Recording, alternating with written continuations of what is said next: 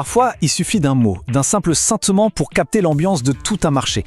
Et c'est exactement ce qu'on va décortiquer aujourd'hui. On va se poser une question simple, mais franchement cruciale. Cet enthousiasme qu'on sent partout sur les marchés, est-ce que c'est un signe de bonne santé ou est-ce que c'est le symptôme de quelque chose de bien plus risqué? Voilà, c'est de là que tout part. De cette petite phrase, tout ça me semble très effervescent. Ce n'est pas un chiffre, ce n'est pas une statistique, c'est un ressenti. Mais un ressenti que beaucoup de monde partage en ce moment. Cette espèce de fièvre, d'excitation, qui semble un peu irrationnelle. Et c'est ça qui va nous servir de fil rouge. Alors justement, ça veut dire quoi concrètement un marché effervescent? Le mot est sympa, il est très parlant, mais économiquement, qu'est-ce que ça implique vraiment? Avant d'aller plus loin, il faut qu'on soit tous sur la même longueur d'onde. Mettons-nous d'accord sur une définition. Et voilà. En gros, un marché effervescent, c'est quand les prix des actifs s'envolent bien au-delà de leur valeur, disons, fondamentale. Ce qui tire tout vers le haut, ce n'est plus la santé réelle des projets, mais purement la spéculation, l'idée que ça va continuer de monter. Et c'est exactement là, quand on se déconnecte de la réalité, que le danger commence à pointer le bout de son nez. Bon, maintenant qu'on a la définition, allons voir les faits. Qu'est-ce qui concrètement nous fait dire que le marché est en surchauffe? Il y a des signes, des indicateurs bien précis qui sont mentionnés. Alors, on a d'abord un flux incessant de ce qu'on appelle des pipe deals, ces financements privés. Ensuite, une véritable prolifération de DACOS. Et enfin, une explosion, et le mot est faible, de nouvelles cryptos, de nouveaux jetons qui apparaissent de nulle part.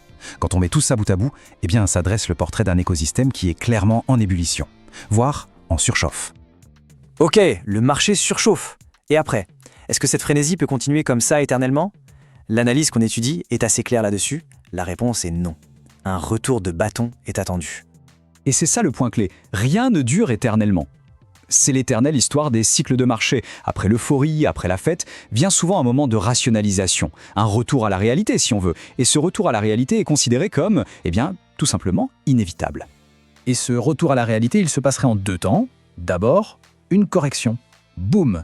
Tous les projets un peu fragiles, ceux qui n'avaient pas de vrais fondamentaux, s'effondreraient. Un vrai château de cartes. Et puis, deuxième étape, la consolidation. Là, les gros poissons, les projets solides, viendraient racheter ce qui reste de valable à bas prix. C'est un grand nettoyage, un schéma super classique après une période d'excès. Mais il y a un autre problème, un truc qui rend cette situation encore plus inquiétante. Parce que sous la surface de toute cette spéculation, il y a un danger caché, un facteur qui pourrait tout faire dérailler bien plus violemment.